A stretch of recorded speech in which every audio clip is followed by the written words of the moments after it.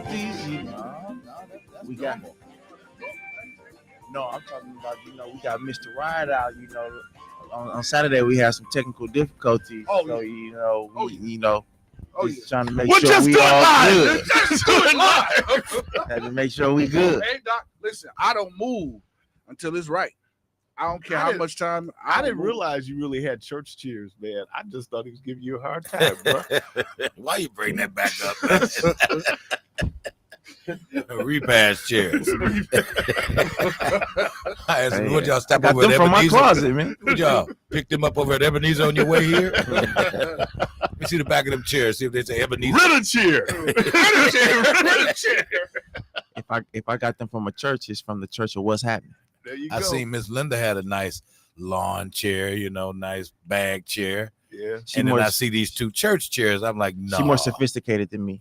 You know what, man? When you were over at what is that? Adaba? Mm-hmm. Man, some of the lawn chair technology over there, man, people be boo. It'd be like, wow. Yeah. Man, you had to go to NASA to operate this bad boy. No, but I do want to say, hey, DJ and Keith, well, you gonna get it anyway. Say appreciate y'all, man, for coming out and support, man. That was, What'd you say about me? I said that you was there anyway. Oh. You didn't appreciate me being there. No, anyway. You was there anyway. They came because you was there anyway. Yeah, text me, you coming? Right. Yeah, I was there from start to finish. Dude, I had to get to they had a nice birthday celebration for Rachel Montgomery. She was she used to, when she was really young, she did the hustle and grind. Mm-hmm. And so she graduated. So really, really proud of her. Let me do this. The historic Antioch Missionary Baptist Church will be celebrating their pastor, Victor Manns, and First Lady Lisa Manns' 9th year. Man, you've been there 9 years, Victor. 9th year pastor and wife anniversary. That'll be this Sunday at 11 a.m. Huh? That's your twin? Yep. Antioch is located at 2033 West Congress. All are welcome. The morning homilist will be Pastor William Yancey Jr. of the Leadership Missionary Baptist Church. So again, get out there, historic Antioch Baptist Church. Everybody know that's my boy, that's my twin, Brother Victor Manns, and get over to historic Antioch Missionary Baptist Church. All right. So I did that. Man, a lot going on this weekend. A lot going on last night. Yeah, a whole lot, man. Jesus. I know. Oh man. Oh God, I can't even talk about this dude. All right. It's Friday.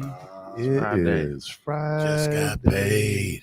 Friday night. Just got paid. Mm-hmm. Again, let me thank Jermaine for Know Your History. Yes, sir. Somebody hit me up, text me during the program. They pulled up the whole thing about black hockey. Yeah. So there's my cleanup on aisle 6. I guess I just went to, we didn't invent it. Hey, he started laughing. Yeah, like, oh, here we go again. Boy, oh boy. And and then you come to find out that So refresh me with that. What what's the cleanup? We were talking about how back in the late 1800s there was an all-Negro hockey league in Canada. Okay. And they came along about before the NHL, right? And so they talked about how the slap shot was something that they innovated, and then the goalies going to their knees. There was a whole lot. They never got credit for the influence and the impact they had. I think the first person they talked about was O'Ree. That guy was O'Ree. That was the black hockey player. But so thank you for that, man. But it's like we don't never get credit for half the stuff we come up with electricity. That's a Little Richard said, Richard. Man, electricity, music, shut up. Just the whole country music. Woo! Shut up. Country music. We said, shut up. It's like it's just crazy, man. Even with the whole cowboy thing, they used to talk about us and call us cowboys. Cowboys. And now I learned that a couple years ago. And now they, take it as one of their own, like, yeehaw, we the real cowboys. Like, no. Did you see the remake of Posse? No, I didn't. I thought Posse was good. With Mario Van Peebles. No, I didn't see You never saw Posse? No. Oh man, Never saw it. Vesta singing in it, and it is Tiny Lister. Yeah, it was what's her name, Sally Richardson. Debo was in there. Debo, yeah. Tiny Lister, yeah. Damn. Yeah, Debo. What you got on my 40, homie? What bite? My mama gave me this chain. When Fernando Reyes said, "Boy, get in this car, stop messing with those people." Oh, Debo. What bite? Debo. He said, "You know, the PTQs, the one I let you borrow last week." And one of the Whispers passed yesterday. Yeah, the twin. Twin? Walter? Yeah. They had, Lost and turned down. let me shout out the good folks there, the New Pitts Mortuary. Good morning, good morning, good morning. What up, Deke? Mr. Undertaker, man. Yeah. And who was the better singer of the two? Who? I don't know. Weren't they identical? They was both the same because they sound the same. I think one was a better writer than the other. What but were the they other three dudes in there for? just background. Shoo-wop, doo-wop, and step away from the mic and then step up. Shoo-wop, shoo-wop, step away. But they didn't. You know what I noticed? Is when they were leading songs, they both would be singing. Yeah, because they sound the same. I think they're identical. They're identical twins. I know, but I mean, usually one take one part, one take the other. They would sing the same time. Yeah, man, they was like Siamese twins. Well, I just found it amazing yesterday when we were talking to Tiffany, and she said her and Jarvis had never really. I guess she said they performed when they were kids together. Yeah, singing at church. Yeah, and I was kind of kidding because everybody know back in the day it used to be Daryl and Phoebe, right? Yeah. And then we get BB and CC. Yeah. The only Whisper song that come to mind right now is "In the Mood." Oh yeah. Lost and turned And down. the beat goes on. And the beat goes yeah. on. Mm-hmm. Okay. Yep. And the beat goes. Yeah. That was Oh yeah, that they was was like cold. one of the great rock they was songs. cold. You Just know, you keep put that on dance on the living rock, and that was like, Everlasting. That's the one you got to move like this. Like he said. oh, then you do wait, hold up. Then you do a little dip. Oh, hold on, man. Hold on, man. You just started something, You man. do a little dip. Yeah, they was cold. I just only remember "In the Mood," but yeah. Oh man, that was a setup. That's a setup right there. Oh, Boy. you just started something. This is what I do to get you in the mood. Baby, I do it all. It's Friday. Yeah.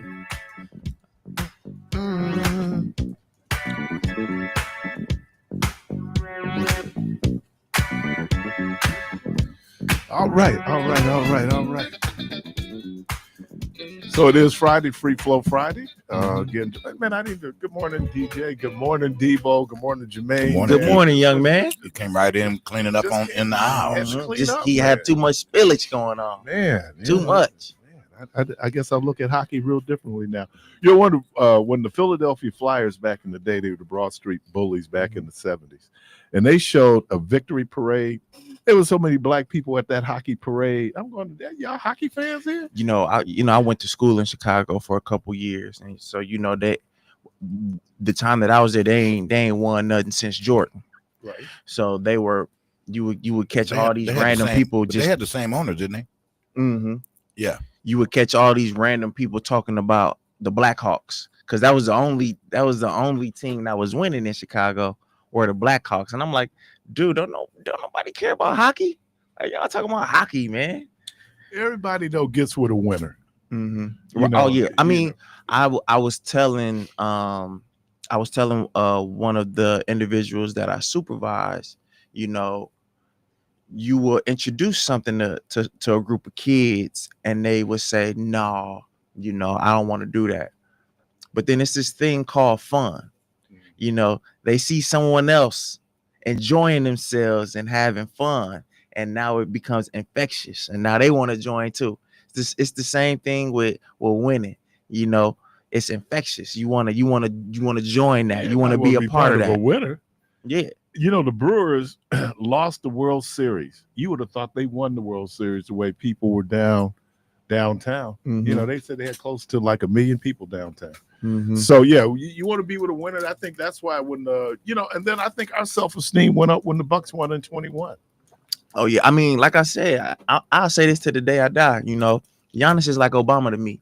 You know, growing up as a black person, you always heard one thing you'll never see is a black president. Well, Obama did that. Did you get a chance to vote for Obama? Yeah.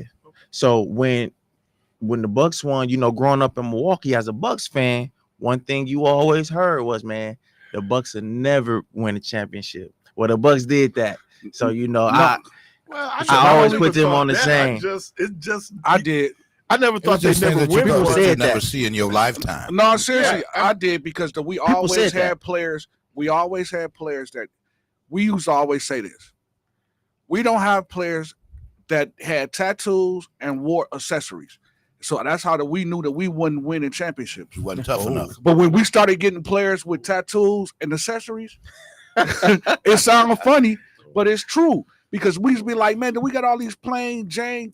We had a good team in 01. Listen, I remember that when Herb Cole blocked the trade that we almost got Zach Randolph. Herb Cole blocked that trade. Zach Randolph, man, he was a monster. He was a monster. What is he talking about, bro? He was a monster. Come on, man. Let's just take the caller for y'all. You tripping, kid. You know what he put me in the mount up? Tractor. No, you is tripping. Crazy. Zach Randolph, dude, what, are you serious, bro? We're not about to get off topic. Oh, Caller, thank you for your patience. You on there? I can't believe. Good morning. You on there? I'm on the air. Yes. Okay. My name is Mary Killings, and I'm a block captain for my area on 35th and 36th Street. And I'm concerned about the. It's a long street, 35th, between where? It's between Titonia and Flores. Okay. And so I've decided I've been working with them as a block captain member. Then I decided I wanted to do something about these teams just fighting and killing one another. So I got in partnership with the Safe and Sound. They gave me a donation of $450. So I'm going to have a special youth event this Saturday at Safe and Sound. The address is 4420 Leon Cherry, to show them that they are cared for and they are loved.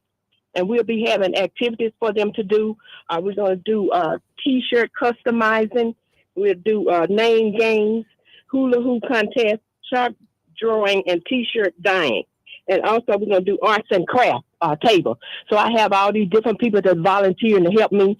Also, Maze, this organization is waived, and they'll be there to help out. And so I would like all the children to come to participate tomorrow from 9 to 3 at Safe and Sound.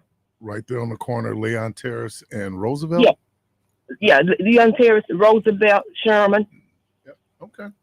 Well, thank you so much. Thank you. All right, have a great one. Are you tripping about Zach Randolph? Both of them. You tripping. But caller, welcome to the program. Come on. Y'all tripping, man. Good morning. You on there?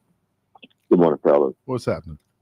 You got it. Hey, I just wanted to call in and my all-time favorite whisper song. When I first started venturing to going to the clubs with the upstairs, downstairs. Was Olivia Lost and Turned Out. Yeah. Lost and Turned. What's the name? What's her name? Olivia. And that was when that would come on. Yeah. The whole floor would get packed. She's spending most of her time. Yeah, Doc, that's walking the street. Right off you said something about country music, and I don't know what made me look at this last night, but I sat up and watched for about an hour the Country Music Awards last night. I heard they was jamming a little bit. Man, Keith, I was like, the horns, guitar. I mean, I was like, man, these boys, they I enjoyed it, man. I never watched it before, but I enjoyed the show. Yeah. Okay. But that's all I have to say for right now. We'll wait till y'all get into sports, and if y'all get into sports, I'll call back later. Okay. All right. Let's see. Zach Randolph. Y'all tripping, man. Well, man, I done pulled him up, man. Yeah, y'all tripping. He at least a 2 or 3 time Y'all All-Star. tripping, man. He was a monster. Let's see. 2-time NBA All-Star 2010, 2013, All-NBA third team 2011, NBA Most Improved Player 2004. Yeah. And you His talking numbers about retired. Tractor Trailer? You mean Tractor Trailer never got any of those accolades? No, man. Tractor Trailer wasn't even at the game. He was at Rooters with us while the Bucks was playing. May he rest in peace. Yeah. Oh, he was still at Reuters. First team parade. See how Keith All-American. looked at you, man, when he said that? He's still at Reuters. Talk about that man like that. He had 18,000 points over his career, 10,000 rebounds, 2,000 assists. Yeah, and Herb Cole blocked it because he said that he didn't want that thug mentality. Did the order come in on the yet, team? or they still I think they still ruling. ruling on it? Birthright citizenship. Yeah, I don't know if This they're is doing the big. arguments. Yep. This is big. Yeah, you know? man, because Really, it includes all of us. yeah, because if they snatch that, then they can send any one of them, especially Meach. And they already Especially Meach. and they already ruled that they could just send you anywhere. Anywhere, yeah. That's crazy. Like, That's we gonna crazy. send you to Cuba, we sending you Oh, to man. Panama. But the Constitution speaks to birthright citizenship. Man, but doesn't it? they It but they does. ripping it up. 14th Amendment. Mhm. But they But you ripping it up. can't just go in and change the They Constitution. ripping it up. I mean, Trump doing whatever I he mean, wants to do. what is the Supreme Court's role to try to Well, US interpret Supreme Court's limit what the authority founding of fathers' thought process was See, Right. but look at that. or intention? Well, Well, but look you at that. have a lot of the conservatives are the what they call strict constructionist originalists. Mhm. That the text is the text, and you don't deviate from it. This is what the text says. The fact that they're even sitting up and even hearing it I is mean, troublesome. Look at that. U.S. Supreme Court limits the authority of judges to block executive orders nationwide. So that means that the judges that normally would have say so on this stuff. No, I think what No, they're saying is that's stripping the rights of states. You know, all No, they're saying that is is. that if it's a particular judge, yeah, it should be in that particular thing, and that judge does not have jurisdiction over the whole country. I think that's what's the complaint. That if you block this, does it mean it's binding throughout the country? And I see, think but if you're on the Supreme Court, don't that give you? no, they're talking about like circuit judge. So the Supreme Court blocked the circuit judges From doing it nationwide. Oh, okay. All right. I was gonna say that's kind He of can only do it in his state. Right, wherever that district he's in, it would cover that. That's what I'm assuming, not reading the order. But Oh, I played a lawyer on radio. Caller, welcome to the Perry program. Mason. Perry good morning, Mason. you're on air. Good Good morning, morning. you're on air. Going once, twice, Three times a lady. button. Oh, jeez. This is bad. I mean, we've already had a long You. week heading into Yeah. what's supposed to be a entertaining, hopefully safe weekend. But this is big news. This could, just take over the whole weekend with what they could drop today. Well, Well, that's you what got Nelly. That's still gonna be entertaining, isn't it? There ain't nobody going to Mhm. see Nelly. Man. No, that's good. I actually like that idea. That's real creative in my opinion. A post game concert. That's creative, they do man. it. It's That's really creative. big with the Admirals when they bring in the Village People. And Nelly is a big hit. Is a superstar. What you talking Man, about? not no more, man. I'm saying he a big deal. I mean, listen, you know how Caucasians is kind of late on the black people music. Mm. So like when Nelly was hot for us, it wasn't even on their radar. So now Until 10 he had that 15 song with years Toby later, Keith. No, but now 10, 15 years, just like when you look at they parties, when they playing Snoop Dogg, G-Thing, and Gin and Juice, we passed that. Like we've been. But we still hear that though. no, that we hear it, but they But into those it are like it's now. nostalgic acts, man. I mean, get it. No, but what I'm saying is they plan it as if it's relevant now, and it's not as relevant as it was with us when it first came out. Like the Gin and But for Juice and that some whole within thing. with a certain age range, But it you got to is. remember, Nelly, we always look at old school and we only box it in as everything that was 80s, 70s. But we got to realize 2000 was 25 years ago. Exactly. So that's basically And he old ain't had school no hit. now. Yeah, and You he know what ain't- I'm saying? So and he ain't Nelly's had an a hit old record. school artist. So Yeah. they're going to start recycling his music just because of, it being old school. But it's relevant to them now because when it first came out, they wasn't rocking with it like we was But rocking. wait a minute, no, but young white teenagers really put hip hop in terms of record sales. oh yeah, It was them. I mean, like NWA was real popular with suburban kids. That was the whole Yeah. complaint when they were coming out talking about They the weren't talking police, about us being exposed to the music. They were Yeah. talking about those suburban white kids being exposed to the music. Yeah. You know, so all right, caller, welcome to the program. Good morning, you on there? Hey, good morning, DJ. Good morning to all of you gentlemen in the studio. Good morning. Good morning. Oh, DJ the only one gets his name called. The rest of us are you gentlemen. Yeah, you don't know nothing. Oh, okay, Debo, right out. and of course, Pete Parris. Oh, he saved say the guy best who's- for last. Hey, Say the whose best guy's for show last. it is Sorry gets about called that, last. man. You say I the must best be for known last. for. I must be known for calling everybody's name. Yeah, absolutely. You know we Hey, sensitive good morning, up in this good morning, spot. George. The couch is out. Hey, you know, with the situation that we had last night, do you think this question is addressed to all of you guys? Do you think they were too soft on crime in the city of Milwaukee? My opinion is this. What was the question? He said, "Do you Are we think too we're too soft soft on crime in Milwaukee?" My opinion is this. I know I've had a conversation with a police officer, and the officer said this to me that blew Where's my your mind. ID? No, license and registration. License Nah. and registration, please. No, seriously, I had a conversation with him, and he said, "Our job is not to stop crime; it's to solve crime." Yeah, cops in a reactive mode. And when he said that, it made me look at them completely differently. For the simple fact that if something is happening, if I call you, I know that you're not coming to help. You just coming to solve who did it. And I need you to stop who's doing it.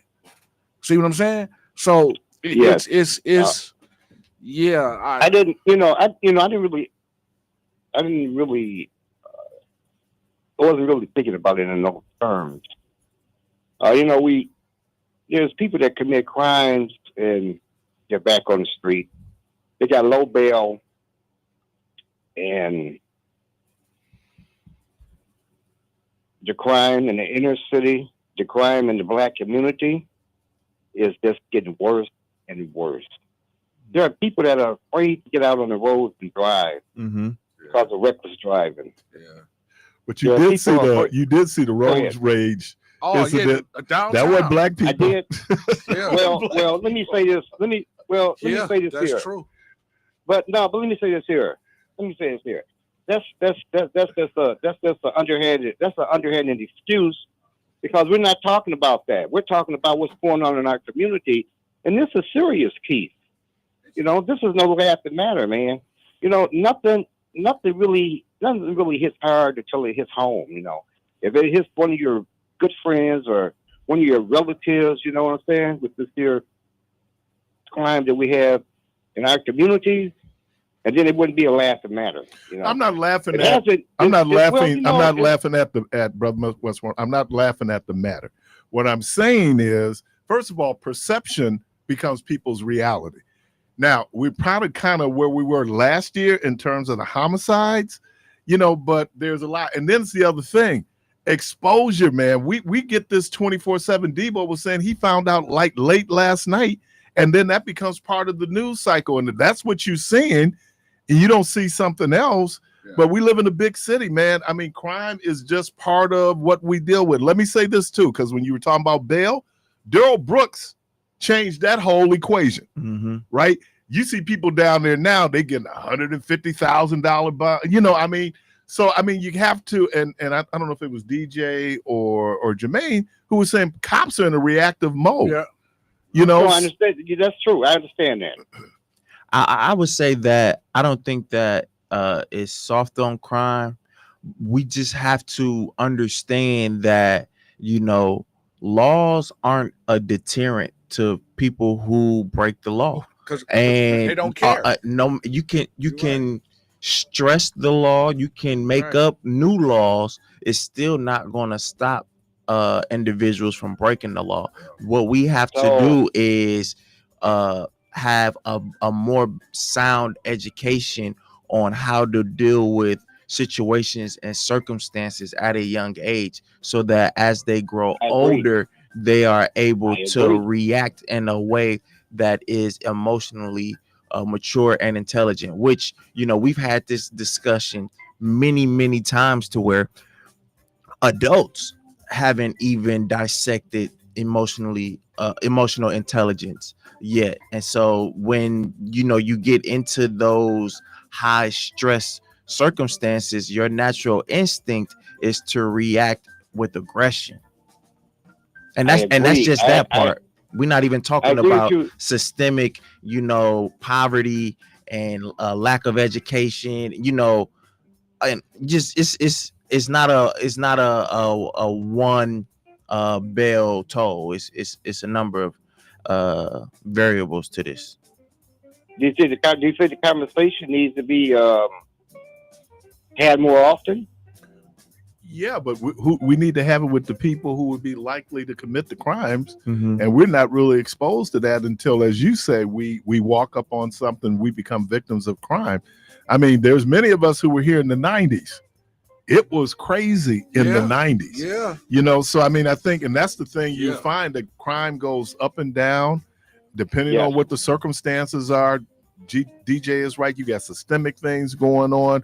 And look, Yes. the fact that we have the 10 commandments tells you that crime, Yeah. right, has been an issue since we've been organized as people, that you're always going to have somebody who's going to step out of the societal norms. So I'm not laughing. It was just the irony that America as a whole is a violent country. And when you begin to look at, now, of course, we're here in Milwaukee. I think when you step out, because I'm still trying to figure out, was the dude, when he was breaking out the window, what that dude looked like in the car? Because he was the one that got arrested, right? White. It was a white dude. Okay. I don't even know where that dude got the stick from. Yeah. I'd had it with him. Yeah. Well, you know, I just He had it. Yeah. well, you know, like Hey T, we gotta go to a break. You want to hold on for the break, T?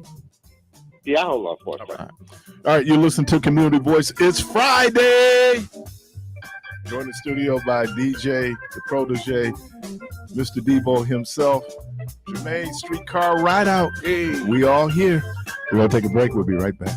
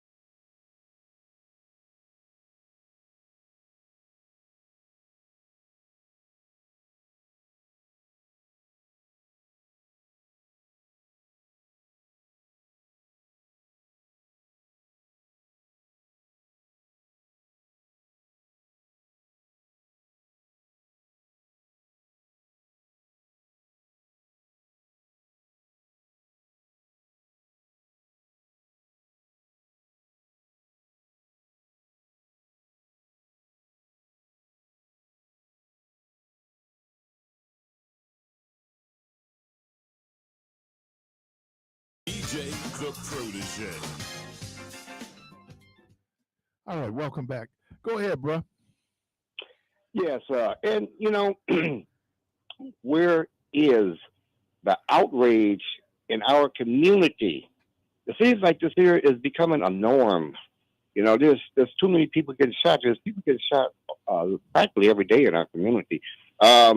I, as all you gentlemen in the studio know, I'm up in age. I'm 72 years old. I've been here in Milwaukee all my life, and I remember when Milwaukee didn't used to be like this at all. We used to say, these are the things that they do in Chicago. Now I hear Chicago, some of the people in Chicago is afraid to come to Milwaukee. Well, some of the people in Chicago that moved to Milwaukee, and that's why Milwaukee where it is. But I think the other piece of it, though, when we were coming along as kids, you got to remember we were only 10% of the population. The black population has grown in Milwaukee. Yes. So I mean, and there was some spots. We was just talking about Curly's. There was some spots that you just didn't go because you knew it's going to be a problem. But now you expand that. Here's the other thing that happened in Milwaukee too: poverty. Right, in terms of the number of people who find themselves poor, and DJ is right. We had a migration of people from Illinois who came here for welfare benefits. So there was a lot of Racine, Kenosha, Madison. Yes. Don't leave out Katrina and that whole piece where people from New Orleans ended up all over the world, and we got quite a few of them here in Milwaukee. But a lot of those folks ended up going back, didn't they? Yeah, because Marvin Pratt, he was the person out at State Fair who was coordinating all of that. Mm-hmm. Now Houston got a whole lot of folks from New Orleans, and the people who were educated went to Atlanta. The people not so educated ended up in Houston, right, for Katrina. Man, that's 20 years ago. Yeah, that'll be 20 years in August. I never. Well, Milwaukee is a good city. Milwaukee is a good city with a lot of good people, and it just frustrates me at times just to see all this here destruction that's going on in our city. I don't know. You go to right now in New York, the whole issue is the uptick in crime they're seeing. DC. See, major cities for whatever reasons, and I don't know if this is post-COVID, what is driving the level of violence that you see, but violence is up everywhere. Yet, it's not at where it was. But I agree with you when we see it, and again, we're just so exposed to it, and then you would think, my buddy is in Tampa, and he gets, I guess you can get Fox affiliates throughout the country. So he pulled up Milwaukee. He's from Milwaukee. Man, what y'all doing up there? Like, dude, the city ain't changed since you left. But if you watch Fox, you think like, man, we just got a war zone going, because Fox always starts with crime. Do you think we become desensitized, if you will? Oh, we already desensitized. A lot of. I think so. I think so. I think we have become desensitized because we don't. Where is the outrage? Where is the outrage of what's happening to our city? Our city is literally. I don't know. Is this the way of the world now? Is this what we have to put up with every day? And do we supposed to accept this as a norm? Yeah, I think you also, when I hate to say it's a jungle, but sometimes it kind of feels that way. And now it's a survival of the fittest. You and I just trying to get to point A to point B, right? With the least amount of drama. You got people, they got energy, man. All they can do is drama. Right? They ain't got nothing but energy. So, it is youth, but then we want to put on the kids, come to find out it's grown ass people out here tripping. Right? Yes, sir. It was 39 that shot that officer. Yeah. So I mean, what is it? We were talking about a basketball player, and we're just talking about some of the mental health issues out there. We got mental health issues going on. And then here's the thing, America is saturated with guns. Yeah. We got more guns than people, legal and illegal.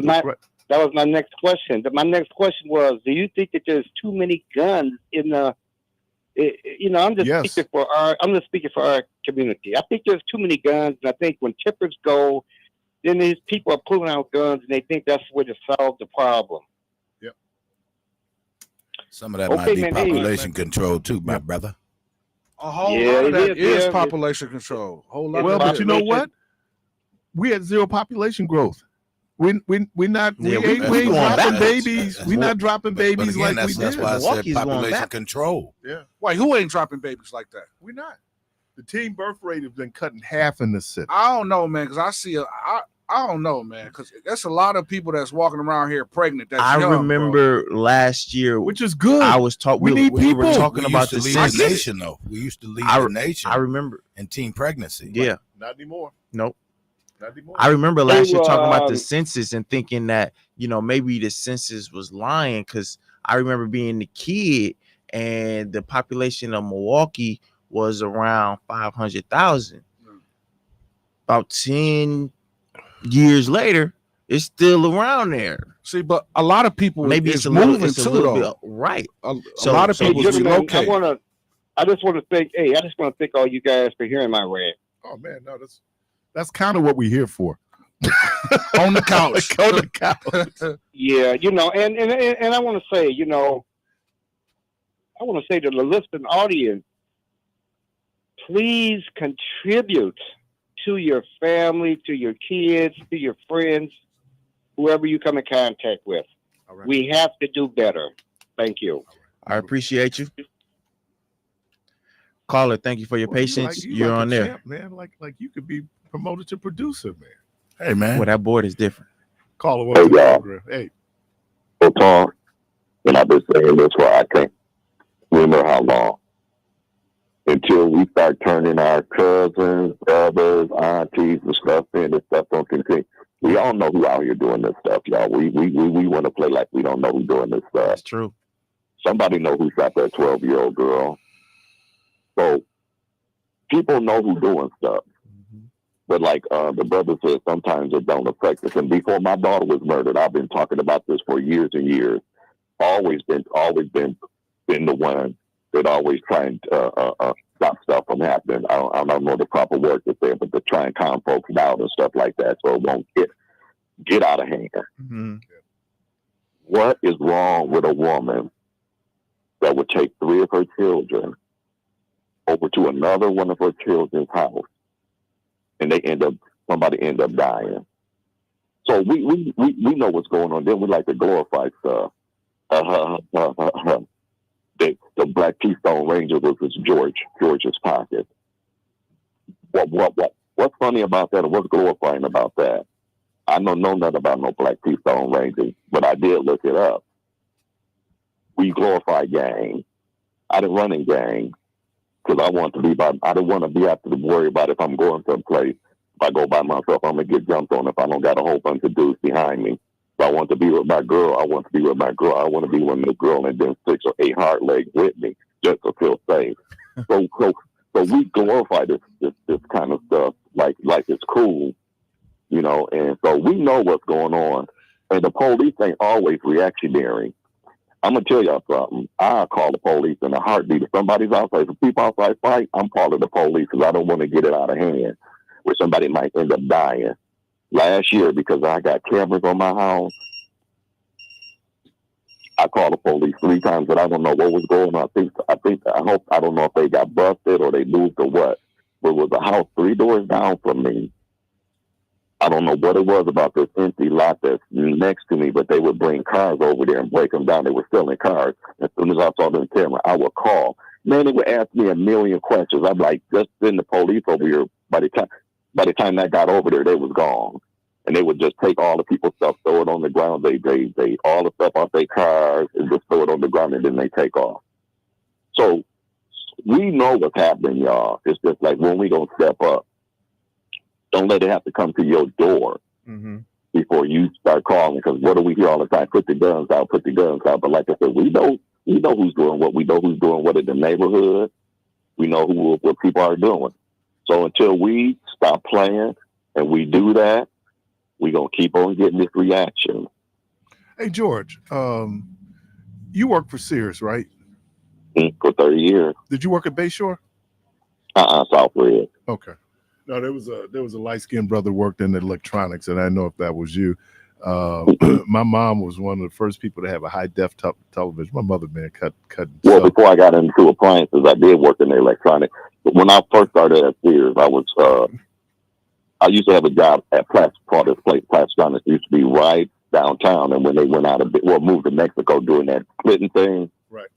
And then I got a temporary job down at Sears at Southridge, okay. And then I went from the temporary position. I went into clothes, and then I went in electronics. Then I went into appliance, became an assistant manager, and then they got a weird way if your store ain't making enough money, they cut back on leadership. So I went back into sales again. Yeah, I did that for almost 30 years. And I didn't want to retire then. They just closed the store. And by the time they wanted me to go out to Brookfield, retail is a hard job, man. And people will make you want to bust them upside their head. So you got to really have a good personality to work at retail, because people... You know what? Any job that you work with people, it'll make you want to bust them upside their head. To the white meat. Because I have those same feelings, and I ain't done retail. Well, you know what, dude? Your best customer service is with your worst customer. Yeah. Like I said, I worked in manufacturing, so I did work with people. But I'm gonna tell you something, DJ. When you working with the public, Mm-hmm. and then you working with your coworkers too, Mm-hmm. but then you dealing with the public too. That ain't I no dealt joke. with at 25 years I was in public assistance, and but what I found out was it wasn't a lot of times the customers. A lot of times it was us. Really? Yeah, I mean, something you messed up a case, you done messed it up. So, I'm gonna say something. I probably shouldn't say this. So I was at Steve Queen the other day, right? And I don't know who that light skinned lady is in there. I think you remember. Which one? Yeah. She got a bad attitude. Oh, you said Speed Queen. Yeah, she got a bad attitude. And me and a couple of customers were talking about it. He said, "Oh man, she always been like that." I'm like, "She don't need to be in retail then." I mean, because I asked for her. Well, why y'all keep going back then? Remember, food is good. Man, please. hey, remember Right. it used to be a woman at Center Street. The cold She used to have- Oh, she passed. She passed. She You talking did? about the fish? The fish Yeah. place? Yep. Yeah, The Center she Street passed. Market. She used to give people Yeah. the blues. Yeah, I she don't know passed. who this. I don't know what made this people decide they were gonna hire And a DJ, family with their yeah, mama DJ, you up know what's at, funny about her? Corned beef. What? Oh yeah, that's the She worst. she knew me. Oh, really? And then she was still, I got to see your ID. You know, if you give me, I need your ID. I'm like, you know me. Well, I got to Yeah. But if I treat you any different, then I got to treat everybody like that. But you know, maybe there's some people are like that, DJ. You know, but Mhm. I don't know if you've been to that place on 27th Street and North Avenue. Somebody was telling me they got probably the best barbecue. To my Ashley's? No, no. That's Tony's. Tony's. I was going to ask all that. Oh, on North. Yeah. That's the I same know what you're Tony's talking from about. Villard. No. Have y'all been in there yet? I have not. I only had they fish. I haven't been in there since the cop owned it. I'm gonna say this. It's brother. the same one as Villard. Yeah. The one on Villard is good. What? Okay. All right. So The Thank views you and for giving opinions passes. expressed on this show. You giving passes, DJ? No, I ain't been there in a minute. we want to Last thank time I had it. everybody for being in the critics' corner. We're gonna move. Last time I was there, it was a minute ago though. If y'all want this to stop, y'all better be doing like I'm doing. When I see a fight, I'm on the phone. Y'all better get over here for some bag to jump on. Right. Send help. People don't know how to.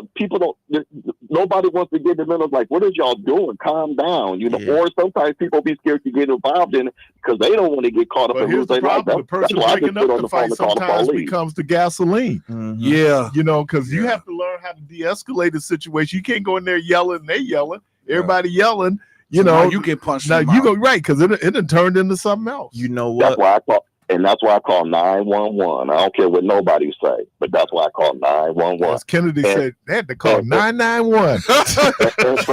They'll probably come quicker than 911. Y'all sure that was two white dudes? 'Cause I thought the lady that was taking the film said that one of the dudes was black. The one that was in the white dude car. outside the car Yeah, was white. Now, Right, but the now, one in the car, I thought they said was black. now, come on, brother. Think about it. Just think about it. Do you really think if it was a black brother in that car getting his window smashed by a white dude? I'm just saying that's what I thought they said, but you know what? That makes sense that you say that. Yesterday. I talked about that yesterday. Come on, man. Yeah. Well, maybe he wasn't trying to get hit with no stick. I don't know. I'm still Now, he trying was to in the figure car out with his what. girl, wasn't he? I don't know. Yeah, because I thought he was in the car with his girl.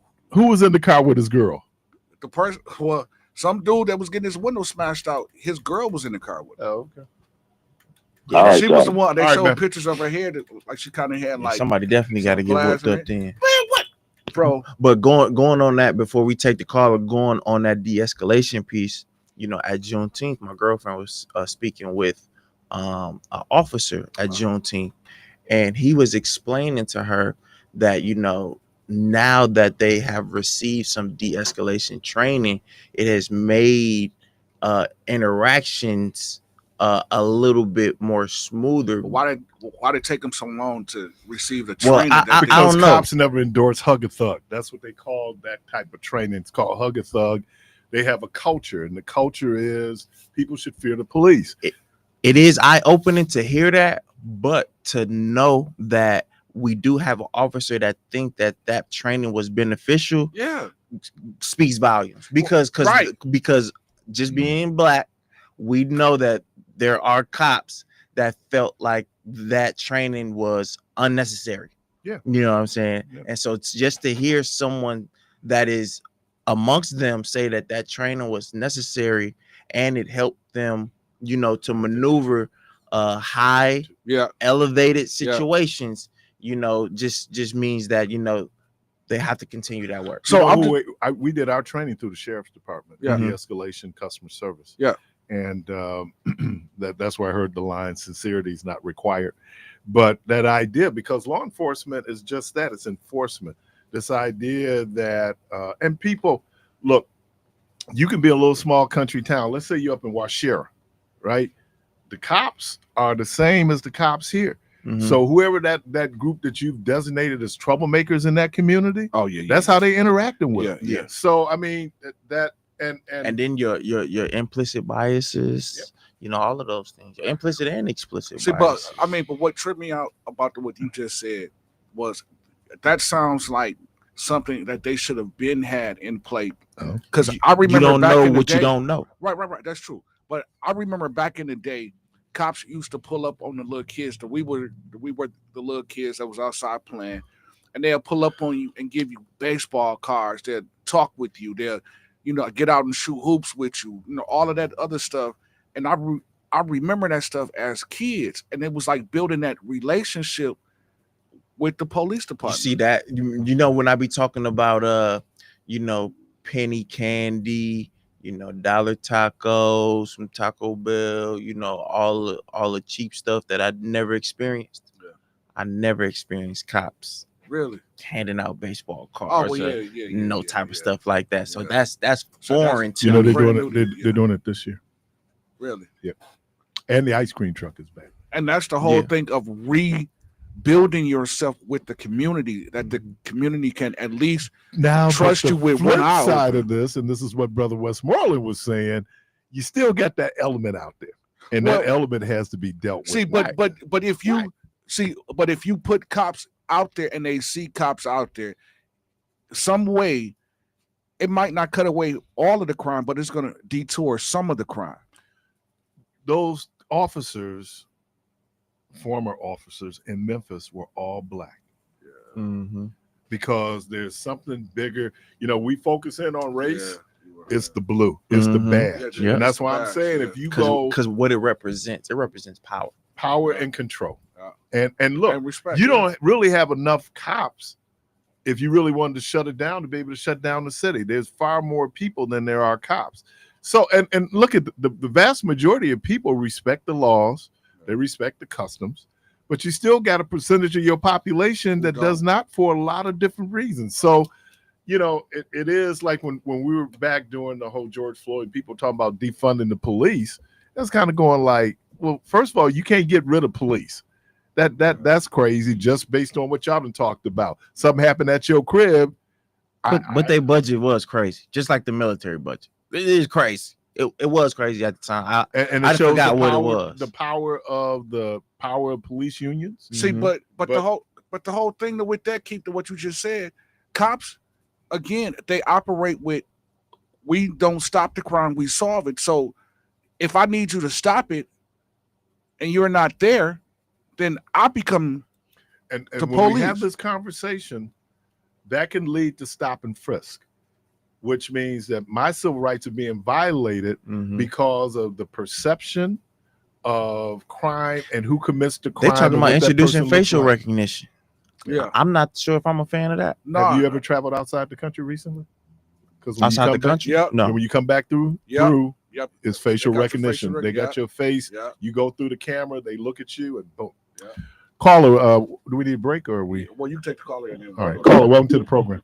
Good morning. You're on there. Hey, good morning, gentlemen. Good morning. You know, I've been listening to you guys. I just wanted to interject a few thoughts. You know, I'm always gonna give some food for thought.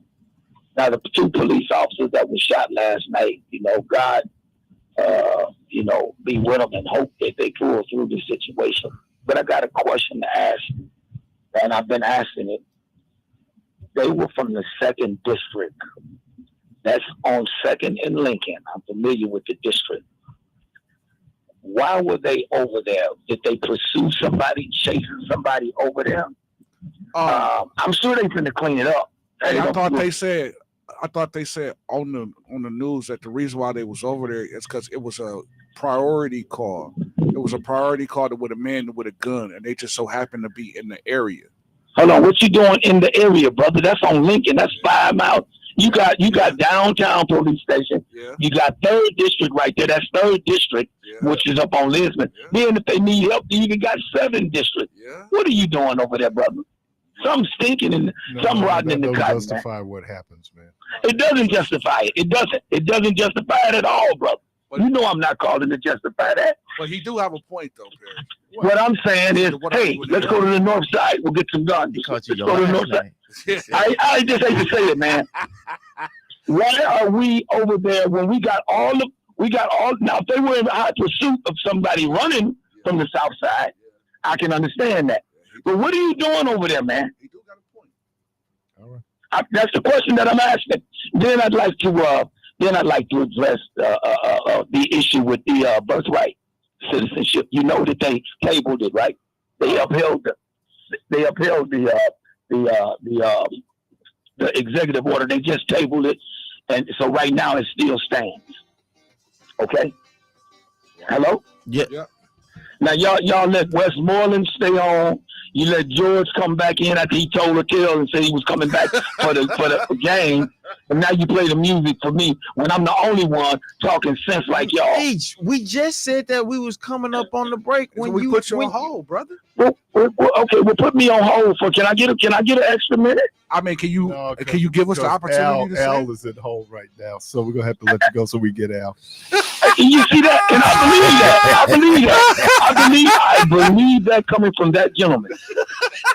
He extra played out for some other stuff, man. No, he actually is next, though. We see. I believe it. I believe he next. I believe that dude is like that other dude. They follow me around. No, Al's been waiting, man. Oh, he been waiting? Yeah, he been waiting. Well, listen, man. Hey, listen. I had that they tabled the thing with the birth citizenship. Now they're coming after Obamacare. Let's see what happens. And the LGBTQ book reading. That's going to be bidded on today. All right. Yeah. Well, they decided. Ask Al about that. Ask Al how do you feel about them books. Hang up. Bye. You listen to Community Voice Call. I see you. We're going to grab you right after the break. We'll be right back.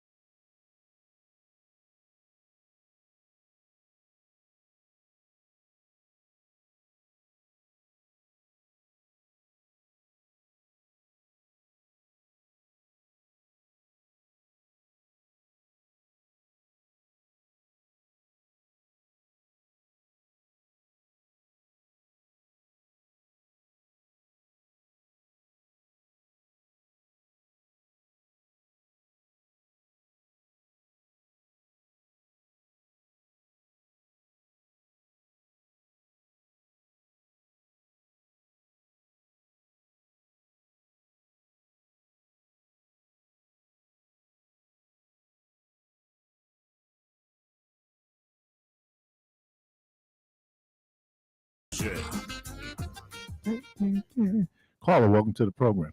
Good morning. You on air? Good morning. First thing I want to say is good morning. Morning. First thing, what's going on the north side has never been normal. That's never been normal. See, what the problem is, we don't have no allies. And you're not going to do nothing about the guns. See, the guns keep the numbers up for the white folks.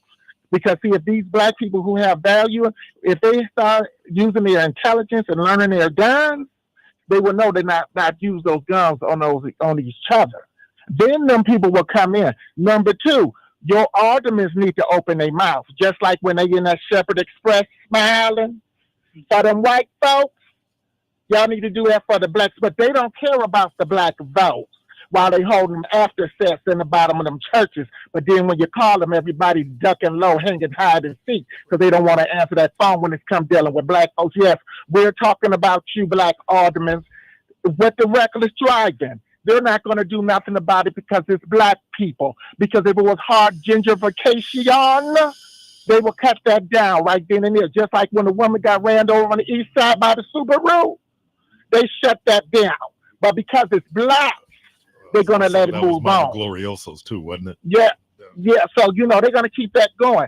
And Brother Meek, I have nothing against you. But what I find to be so funny, they're always bringing up transgenders, but they're always finding these old white men in the bathrooms.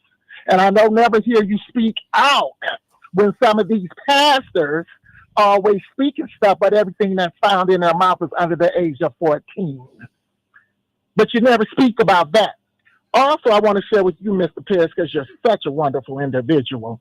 The biggest nigger when it comes to us is these pit bull breasts, porky pig belly, crooked tooth, farting mule, racist. I'm going to say mother, and you can say ignorant what? That's the real nigger when it comes to racism. It ain't never been about us. It was us who taught them how to clean their brown round and brush their teeth. If it wasn't for us, they'll still be getting sick from burying the bodies close to the water. But their issues is not with us. It should be with their mammy and their pappy. See, the problem is mama didn't swallow the load and daddy didn't wear the condom to catch the load. So they brought this animal out here that's kicking up all this nonsense. But you don't never hear them talk about that. Did you know, Mr. Parris, there's probably a sheep walking around with some racist human DNA in it? Because they touch anything. So before you get mad at us, y'all better get mad at Christopher Columbus for bringing all that syphilis over here and no penicillin. Appreciate you. Have a good day. All right. And no means no. And one more thing, Dr. Parris. Dr. Parris? Yes, sir. I wanted to share with you, too, for all y'all that's against the LGBT on 90th and Capitol, there's a woman up there with her breast hanging out. It's Friday. Go get your song. Oh, bye-bye. All right. Yikes. DJ, you ain't saying nothing. No prizes? Follow that, bro. And now it's time for the protege's perspective. What you gonna do? On a lighter note,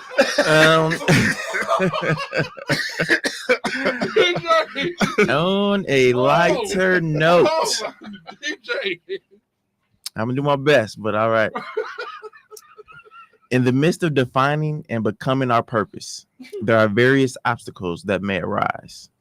Most journeys have a long road ahead when defining and becoming your purpose and when it is involved.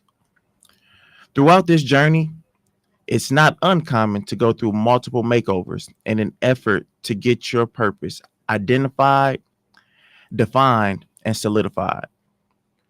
During this process, positive, motivational, and inspirational self-talk is tremendously important. Living in your purpose can take a substantial amount of time because of the intricate and devoted education that is needed to learn about your craft and also yourself. In this time, it is common to fall into a funk and get discouraged. The sheer length of the journey, coupled with diversions, can lull you into negativity and complacency. Due to this, throughout the process, You have to remind yourself of who you are, where you come from, why you are on that particular journey, and who you want to be. It takes a hunger that is determined, disciplined, and destined to completing all tasks and achieving the goal. This is why you have to remind yourself who you are when on this journey. You are one of one, which means that there are none like you and there are none to come. You've come this far by action and faith. Within, you already have what it takes to fulfill your purpose. We've all heard that it's not about where you're from, but it's about where you're at that moment. This most certainly can still be the case, but it's important to understand and reflect on where you come from and the trials and tribulations that you overcame. This should provide confidence and an added reassurance for you in knowing that you are built for whatever the journey will throw at you. And furthermore, whatever comes your way will make you stronger. In the beginning, there was a start where you were inspired, you were invigorated, and you had a burning desire not only on your path to your purpose, but also to become your purpose. A seed was planted and it spoke to the fibers of your soul that it is your destiny to fall in line with the purpose that spoke to you. Occasionally, you have to remind yourself why you do what you do in order to stay focused and continue. Lastly, when you embarked on that journey, there was a vision of yourself, who you are and who you want to be. The new and improved version of you and me, more established, more well-rounded, more educated, more purposeful. The journey to defining and becoming your purpose may be a lengthy and trying road, but just remind yourself of who you are, where you come from, why you are on that journey, who you are, and who you're trying to be. And in that reflection, you will achieve everything purposefully.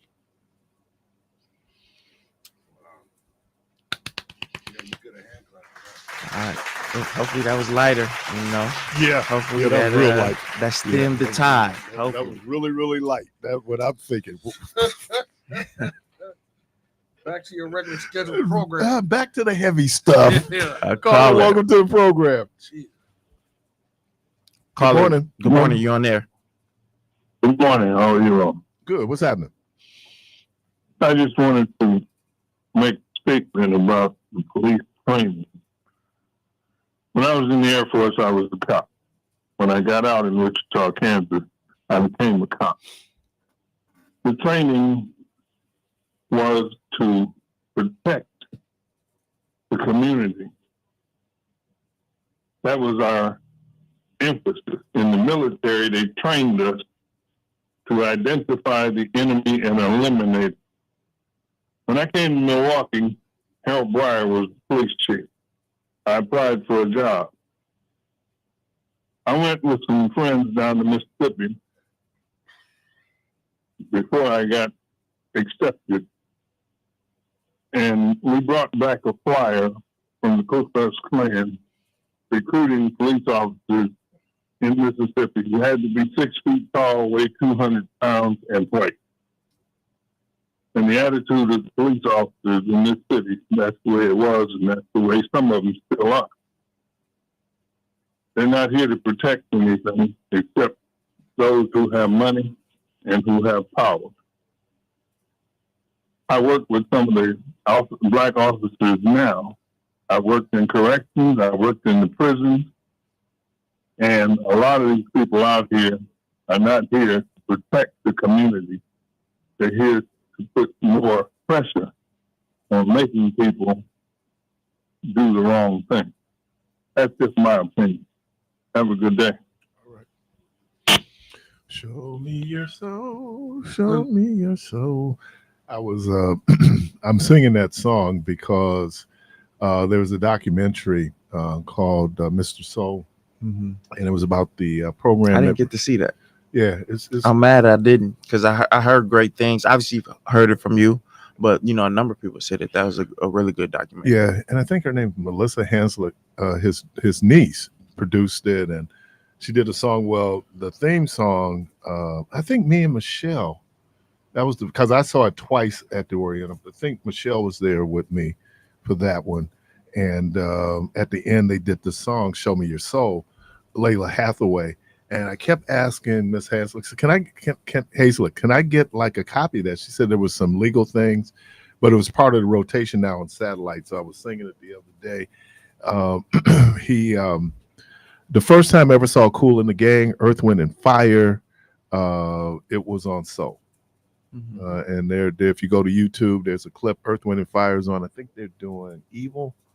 So, all right. Let's see the draft. I didn't watch it. How did it do 2 days? I just found that out yesterday. That is 2 days because it's about money. Yeah, well, I got that. But they have to. What they have to do. Well, here I have the solution to this issue, and the players aren't going to like this, but they need to at least move the draft eligible players to 3 years out of college. 3 years out of high school. Why? Because the product is not as good as it used to be. In the past, the best players stayed in college and they built up their Kobe resume. did. Yes, they did. I'm talking. LeBron did. We're not talking about the exception. We got to stop doing that. That is the exception. No. If you don't talk about it, you got to include it all. No. So listen, everybody wasn't Kobe. Everybody wasn't LeBron. But everybody wasn't Garnett. That's true. But you would have never even saw those players. If you would have never. Yes, you would have, because they would have still went to college. They would have still went to college. No. Jordan went to college for 3 years. All right, he could have came out of college after his second year. Yeah, but what if he would have got hurt? Magic went to college 2 years. He could have came out after his first year. Bird went to college and stayed in college multiple years. The better players, Charles Barkley stayed. Patrick Ewing stayed. Hakeem Olajuwon stayed. Grant Hill stayed. Clyde Drexler stayed. It's a number. Jason Kidd stayed. Big Dog, Glenn Robinson stayed. But the game is different. I can go on and on and on. The game is different. No, I'm just talking about the product. So again, we don't even know who these draft players is, because they're not even in college that long enough for us to even know who they are. Didn't Rutgers have like 2 guys? The G League has some guys. Right. Who are they? Okay, that's my Jalen point. Green ended up being but you know who Jason Kidd was. You knew who Penny Hardaway was. But you knew who Grant Hill was. Those players stayed. One, they stayed in college, and 2, they got better. But here's why the NBA. It's not about all. It's about most. But hold on. Here's why the NBA won't do it: because of European players. Exactly. If you sit up and say 3 years after high school, these dudes are playing club ball at 17, 14, 18 years old. So their experience. But they still in school though. No, but what I'm saying is, but they're playing professionally before most. Now it used to be where they're college still in high school. But it used to be where if you stayed in college, you were really getting. But talent has been so diluted. There are so many schools out there that you didn't look. When I was coming along, the best schools to go to play basketball obviously was UCLA, Duke, Marquette. Now Duke was still ACC South, but you had Marquette, Michigan, Indiana. You had big programs. Now you got dudes. What John Morant came from a little school called Murray State. And guess what? How many years did he stay? He had to. No. It's not about that. It's about the competition he's playing in his conference. No, it's about developing. These players don't develop. One, we're talking about the NBA draft and not even knowing who these players are. One, you get a chance to know who these players are, but if the they scouts stay do, in though, college multiple years. No, but the they don't, scouts because know. if they really do, then it wouldn't be so many busts. No, okay. Oh, wait, hold on. You know I'm glad you said that. Hold on, wait. You're drafting. Wait. No, Hold on. wait a minute. He just said no, college players stay, right? No, you're Okay, drafting these players off of potential. Everybody's drafted. No, everybody's drafted off potential. Listen, bro. Yes, they are. Well, hold on. Dame Lillard, and I'm not a fan of him, but he was a 4-year senior. He wasn't drafted off of potential. He was drafted off Everybody's drafted off he of was. potential. They Malcolm saw his ceiling, Brogdon. bro. No, they saw his ceiling. Right. So it's potential. No. It's potential, bro. No, these 1-year players, those are potential because they still not. They're not even about Tim growing Thomas yet. never lived up to his potential as an NBA player. But he was. Because you you drafted a human being multiple years. So what? And he But he still didn't develop. He still didn't develop. So you stand in college don't mean nothing, average bro. player. Dude, he was way better than he was if he would have stayed in college. Should Tyler Hero had stayed at Kentucky for 2 more years? Should LeBron even went to college? Should Kobe even went to college? You can't. No, answer the question. No. So you saying that they shouldn't have went to college? Because everybody's not Kobe. Everybody's but not you don't know LeBron. Kobe until he step on the court. You Yes, don't know you these do. type of players, bro. Yes, you do. Why y'all yelling, man? I don't know, because it's Friday, man.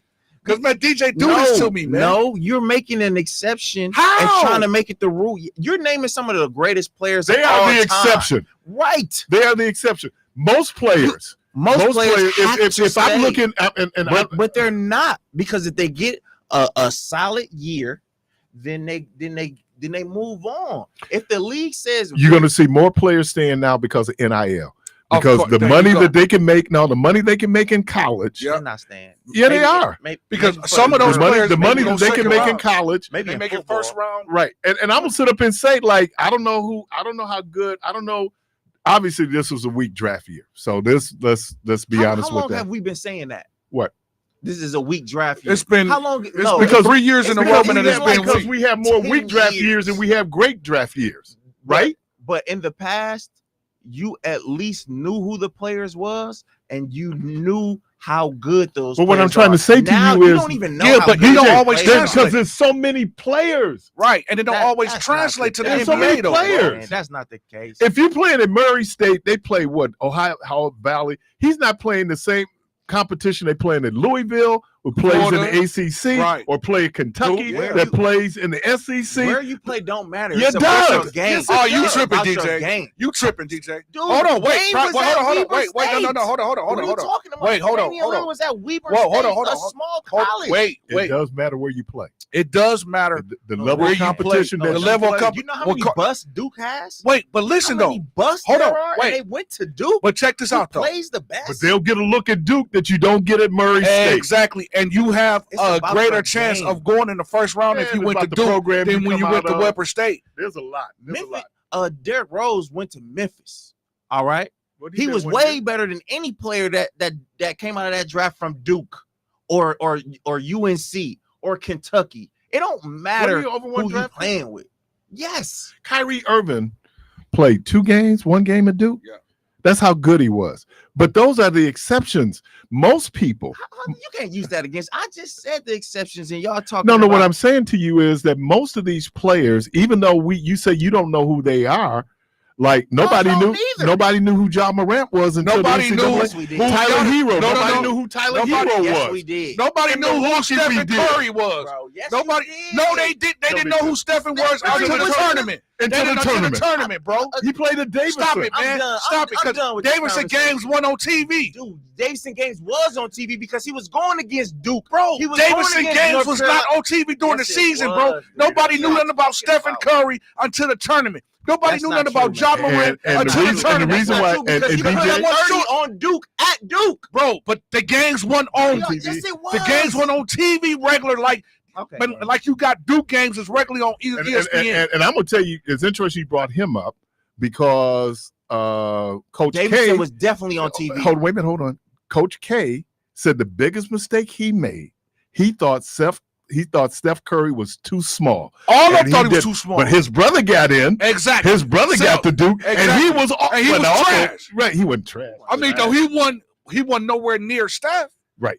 Right. I mean, nowhere near. I'm just saying that when you look at, you're great. There are people who come from colleges, Weber State, you never heard of. Great. And then you can do it because now, like, there could be a player at Mount St. Mary's. Mount St. Mary's has a TV contract. You might get a chance to see him, but most times we don't see him. He went to Wichita State. That was a good team. They were on TV a lot. It don't. Because who was the white dude that played with him? There was a white dude that played with him. Yeah. And that's, by the way, that is Michelle Bryant's alma mater. She was a shocker. Fred VanVleet is still in the league today, just like Dame Lillard.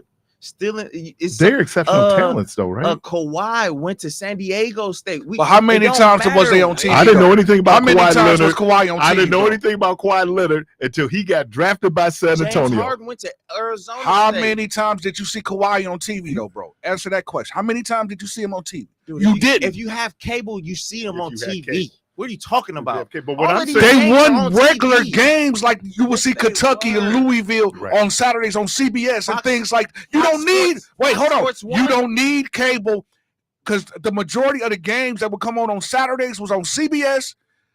They was on those channels that you can watch, CBS and things like that. Bro. Channel 6. Those teams like Wichita State. Those smaller schools like Delaware, they wasn't getting those TV times, bro. Who played at Delaware? Who's from Delaware? Mr. Rideout. White Jordan. Mr. Rideout. Yes, sir. I am way younger than you. Okay. That's why he called you Mister. Since I've been living, every basketball conference has had a television deal. Not true. That is true. No.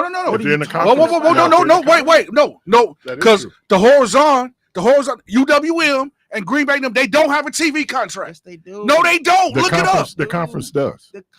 Wait, they come on, bro. They come on. You can see them games. They come on. But what I'm not all of Green Bay and UW don't come on like that. How will we know about the horizontal? How will we know about Butler?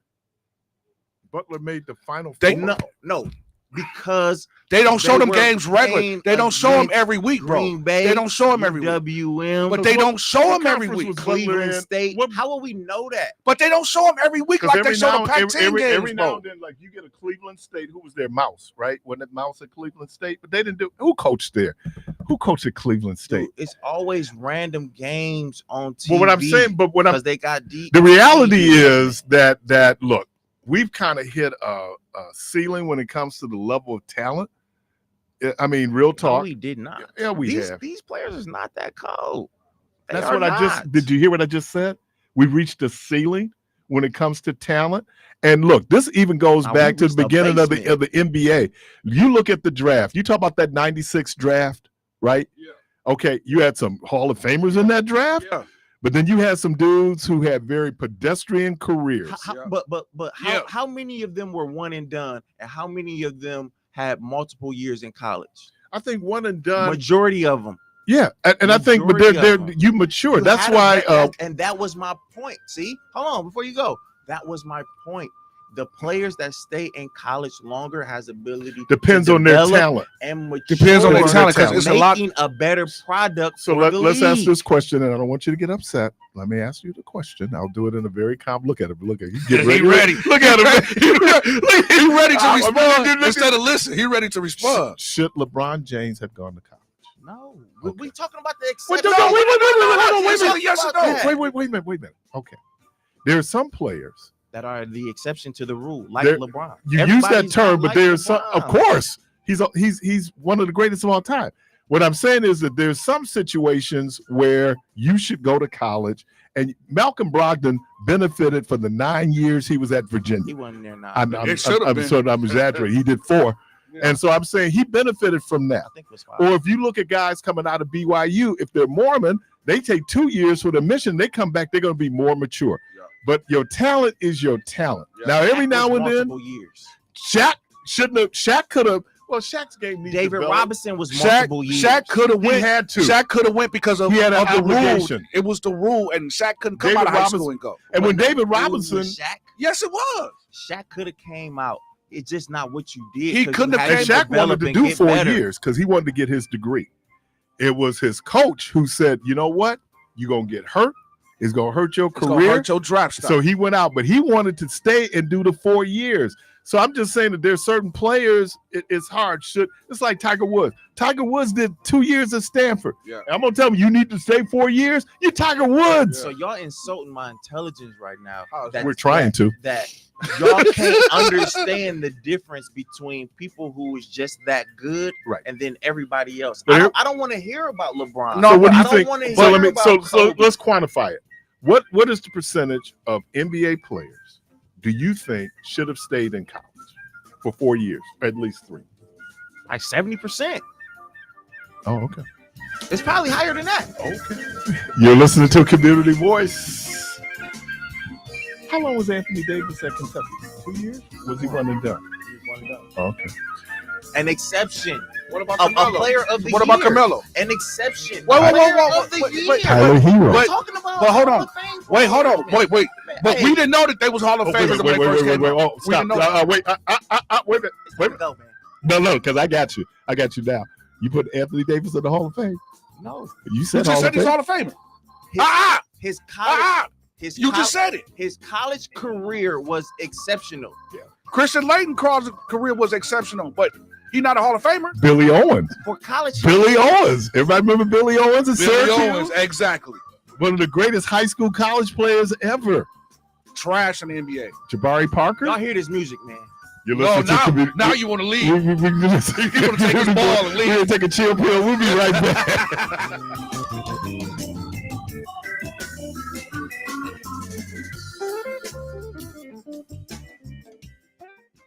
AURN News. President Trump did not mention Juneteenth by name, but his posts on the day the holiday was observed drew criticism for what it didn't say.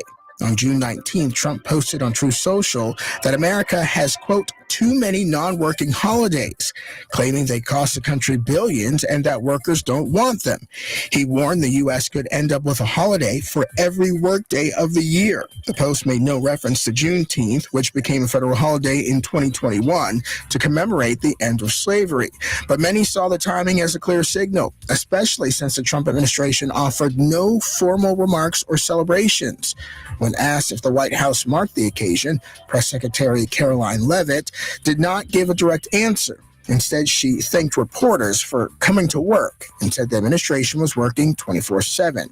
By contrast, President Biden hosted a Juneteenth celebration last year on the South Lawn. For AURN News, I'm Jamie Jackson. Here's a look at your updated forecast.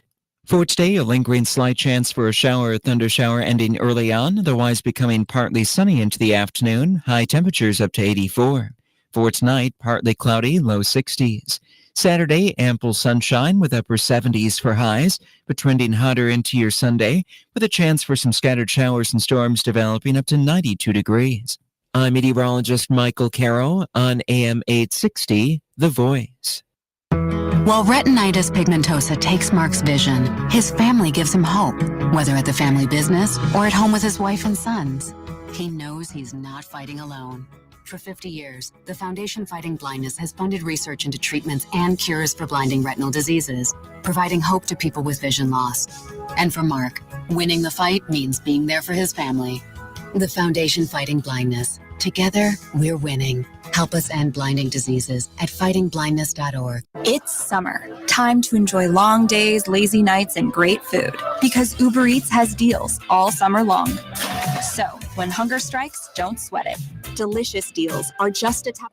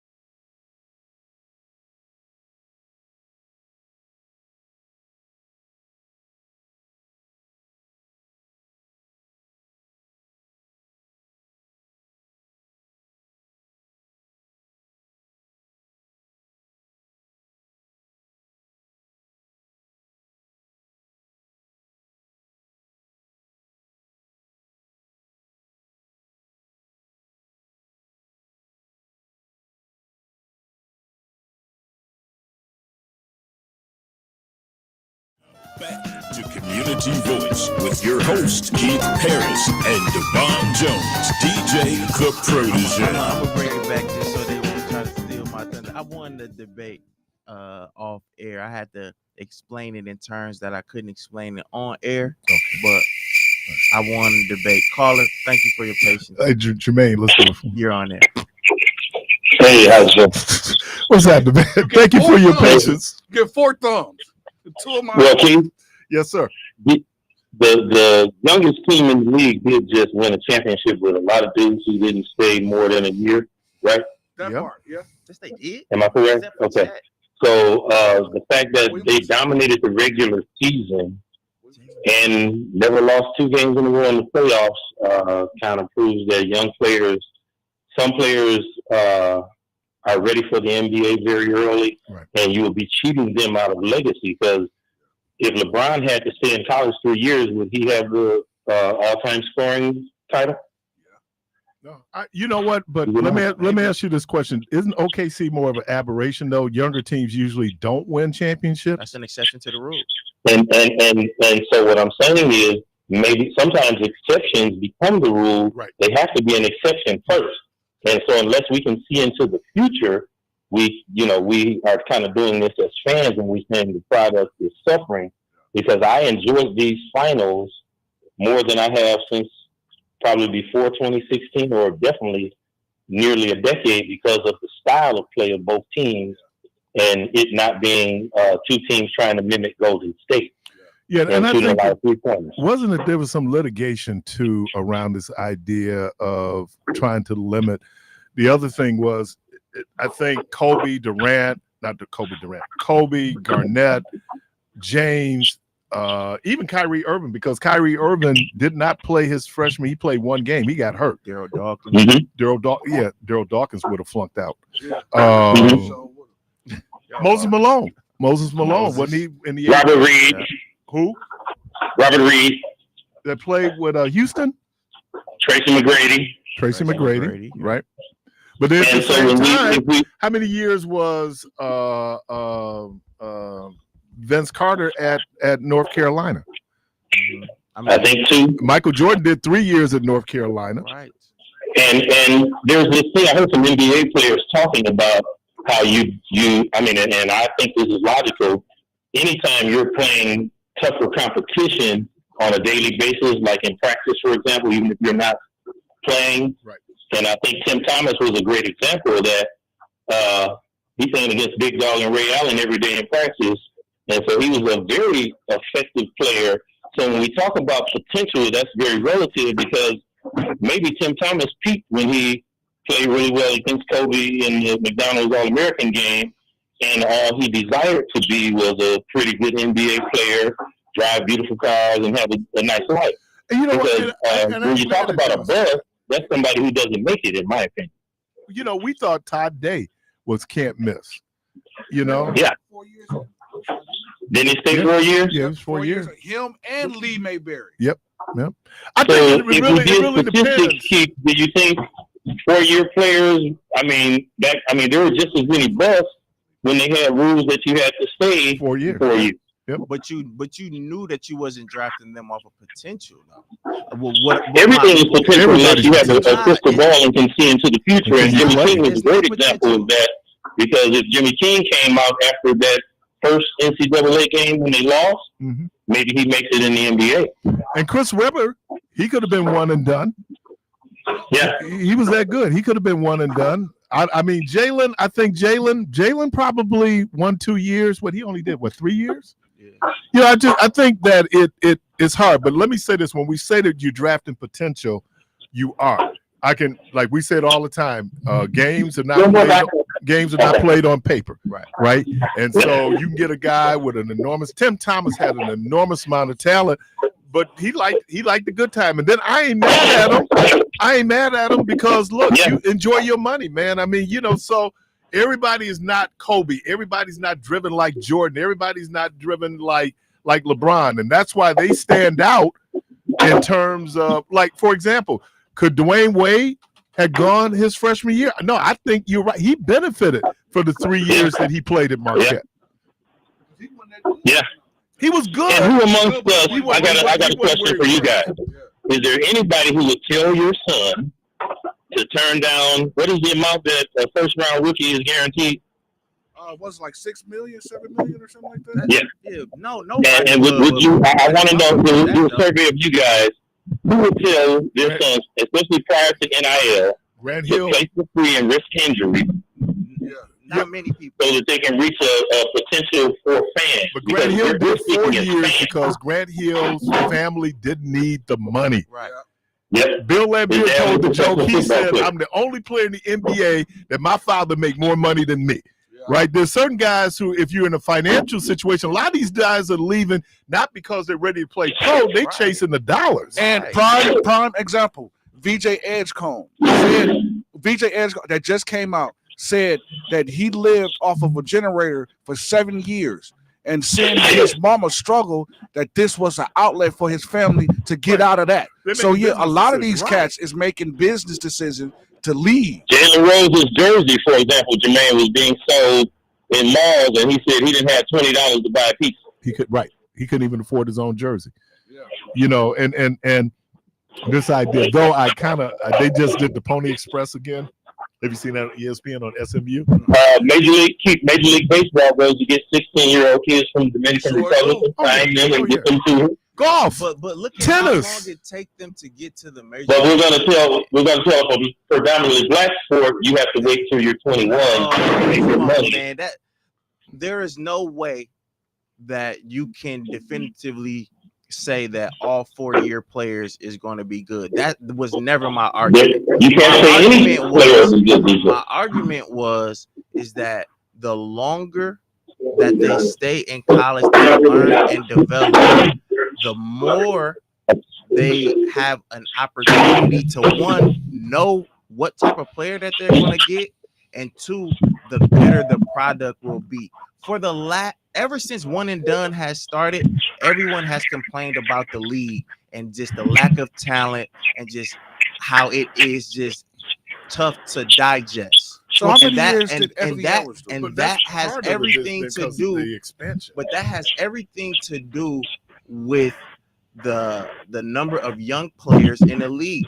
Remember, but you can join the army at 18, so you're denying them the rights that every other citizen has because they choose to play basketball. If you go to the money part that we started with, DJ. Can I finish?